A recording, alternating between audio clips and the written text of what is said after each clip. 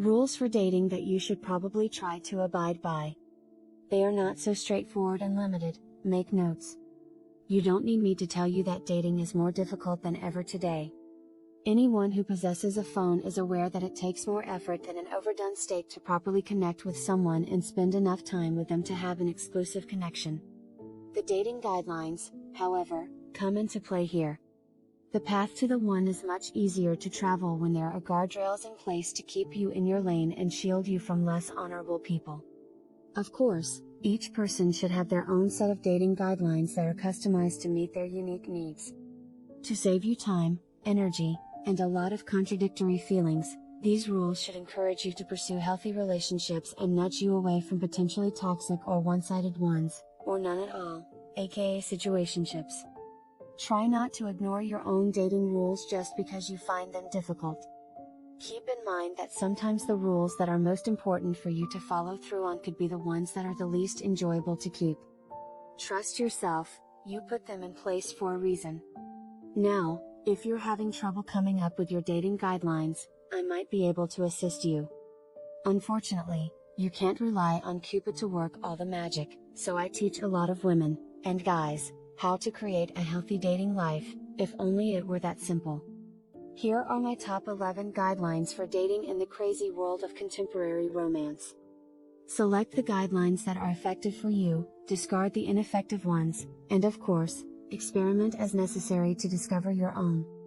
Here, there is neither right nor evil. 1. Go on numerous dates simultaneously. Yes, I did hear you. Do yourself a favor and explore your options before committing to a monogamous union. Because if you don't, the following is what's most likely to occur. You meet someone newly, go out with them again, things get more serious, and then, all of a sudden, they either withdraw, vanish, or declare they aren't looking for anything serious. You've invested emotionally in them, but they haven't invested in you at all, and you're now devastated. The letdown stings when you've developed even the tiniest attachment to someone. Put a metaphorical egg in numerous baskets to protect yourself from the pain. 2. Make dates brief. I frequently advise my customers to keep dates under 90 minutes. Why? That's not long enough for your mind to start getting carried away with the excitement of the prospect, but it is long enough to get to know the person on a superficial level and, hopefully, sense a spark.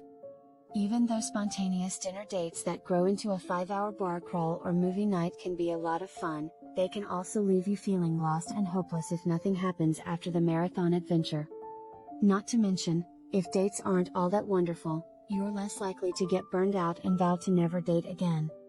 Make dating easier on yourself. 3. Express your want for a partnership up front. If you are watching, then go for it. Nothing is gained by keeping your ultimate goal of finding your forever partner a secret, but you can lose a lot if you do. A lot, often a lot, of time, as well as first and foremost, your emotional sanity when the person you've been seeing sinks their heels in favor of keeping things casual. Let rid of the notion that informing a prospective partner that you want a relationship, in general, not necessarily with them, will turn them off or make you appear desperate. You're doing yourself a favor by being honest about your intentions, since anyone who leaves when they know that won't stick around in the long term. 4. On first dates, stay away from discussing ex-partners. An established dating guideline that is still effective today. The first few dates should be light and carefree because discussing previous relationships and breakups quickly becomes weighty. It's true indeed. Details about your own and the other person's most recent significant relationships can help you get to know each other better and establish a stronger connection.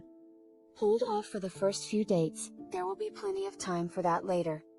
If they bring up the subject of your ex, try to deflect the conversation by saying something like, "I'd be happy to tell you about that things when we get to know one another a little better. But for now I'm really enjoying hearing about XYZ. 5. Focus on execution rather than in-depth planning. I completely get why some ladies might not want to go on a last-minute date, or have a 3-day rule, or something similar, but I wouldn't judge someone based on how long, or how little, in advance they propose a date. Some individuals are simply bad planners. And everybody is aware of how busy life can be. You want a responsible adult who is capable of making things happen, as well as someone interested enough to do so. I would notice, however, if they express plans and then fail to follow through on them when the time comes. Of course, you should feel free to let them know, or completely remove their number. If you believe that they frequently call you just because they can, or that they rarely try to let you know that they're thinking about you. 6.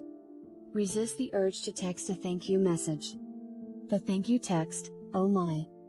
Is there a text that is more hotly contested and argued than the one that immediately follows the first date? I'm aware that some people believe a woman should send one right away to let the other person know she is interested, while others believe it should always fall on the man, assuming you are chasing a male prospect. When it comes to pursuit dynamics, which historically have been dominated by men, I'm kind of old school. I don't think there's any reason to send a follow-up text if you thanked your date warmly and sincerely in person before saying goodbye, which, BTW, you certainly should do whether you're into seeing them again or not.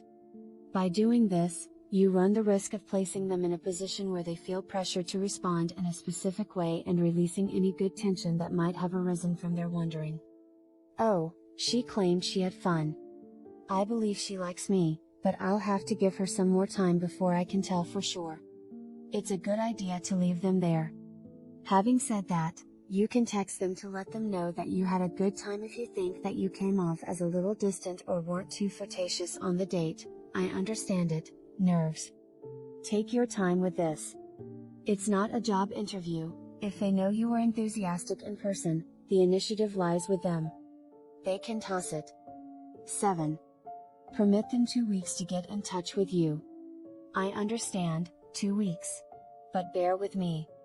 Even after a wonderful date, someone might need to determine your compatibility and the best course of action. If they text you within 2 weeks, I implore you not to take their promptness too seriously. A person has more than enough time to determine if and when they want to meet you again. At that point, it's safe to conclude that even the thought of you isn't a priority for them. Next. When they do, pay attention to how they follow up. That's a crucial aspect of what you're looking at. Hey, things have been busy at work, but I'd love to meet you again. Are you free next week? Is completely different from waiting a week to send a one-word text. When your post-date anxiousness sets in, remember that how they pursue you matter more than how soon they do so. 8. Delay having sex for at least a few dates. I don't have anything against first dates, but I'm also not always in favor of it. As a therapist, I am aware of how crucial it is to understand someone's true objectives as well as if their behavior is consistent with those intentions. However, this is difficult to determine when one first meets someone. 1000%, to each their own, especially on this subject. But in my professional opinion, avoiding sexual contact until you are certain that you are both seeking the same thing is a dating rule that can truly come in useful for preserving your precious heart. Great if it's only a sexual relationship. However, if it's anything more, such as a genuine relationship, you want to be sure that's also their aim. Because having sex only makes you feel more tied to someone, and if they don't end up committing to you, it may sometimes make you feel worse about yourself. Nobody should experience that. 9. Don't panic about who will pay. 2023 is almost approaching, so it's time to stop imposing gender standards on dates. There is absolutely no reason for the man to pay for the date, just as there is absolutely no reason for the woman to not, assuming you are a female looking for a male relationship. You have the chance to act in a way that is comfortable for you and consistent with your ideals. These days, I believe anyone appreciates an offer to pay the bill in full or in part, whether they accept it or not. In the same way that their insistence on paying doesn't necessarily indicate they are interested if they do allow you to do anything, that does not mean they do not. Try not to read too much into that until they specifically tell you to. 10. Do not be afraid to participate in some of the planning. Although it's good when someone else chooses the time and location for your date, some individuals aren't excellent planners, so if you have a specific suggestion in mind, feel free to share it. They'll likely appreciate your efforts because it relieves some of their pressure, which may help them approach the situation with a little less tension or anxiety, so a win for you in the end, really.